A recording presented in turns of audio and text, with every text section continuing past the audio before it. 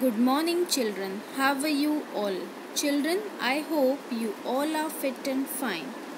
So, children, we have already started chapter number 4, sorting materials into groups. And in this chapter, we have discussed about the materials, classification, and the basis of the grouping. Children, we know that the material means the matter of which an object is made up of is called the material. For example, glass, steel, wood, etc. are the examples. And the classification is the process of sorting and grouping the things according to some basic is called the classification. So objects can be classified on the different basis like shape, material used and their uses. So children, what are the basis of grouping? The basis of grouping that the material can be grouped on the basis of their similarities and differences in their property. And the different types of material have the different properties such as appearance, solubility, transparency, conductivity and behavior towards the magnet. So children, first property we will discuss that the appearance. Appearance is the external property of matter that distinguish one material from the other, and how the things appear to the eyes is called the appearance. For example, metallic luster.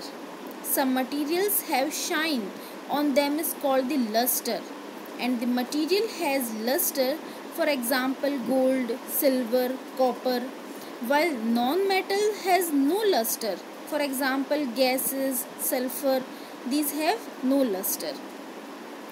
The second property is the hardness. Materials are grouped according to their ability to be compressed or squeezed. So we can easily squeeze a piece of sponge so that we cannot squeeze an iron ball. So children, we know that some materials cannot be compressed and stretched easily, so that these are called the hard materials. For example, copper and iron are the hard material. Some materials appear smooth on the touching, so these are called the smooth materials. Softness. So children, sponge is the soft material. Next is the smooth and rough surface material which can be pressed easily are called the soft, while some other material which cannot be pressed are called the hard material. For example, cotton is soft while the wood is hard material. Next property of the material is solubility. Children, materials or the substances like sugar or the salt, when mixed with water, they disappear completely in the water and make a solution.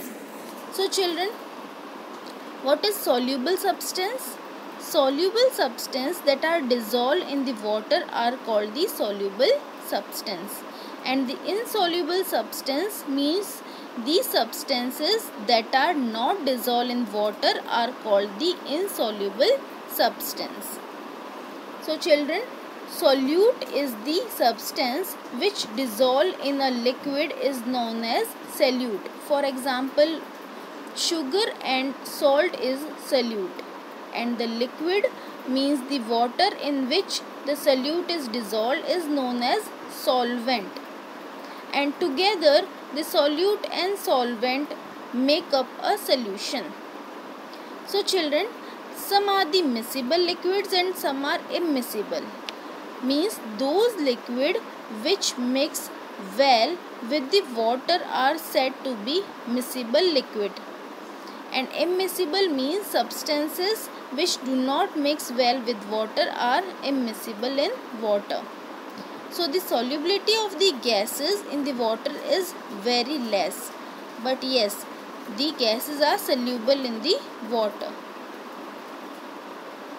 The next property of the material is the transparency, means the amount of light that passes through an object depend on the material with which it is made up. And based on this property, materials are classified as transparent, translucent and opaque. So transparent materials means the materials through which the things can be seen are called the transparent. For example, glass, water, air. Translucent materials through which things are only partially visible are called the translucent. For example, butter paper, old glass door. And the opaque material through which we are not able to see are called the wood, iron, gold, etc. So hope children this topic is clear to you. Today you should complete the keywords of this chapter in your notebook. Thank you children.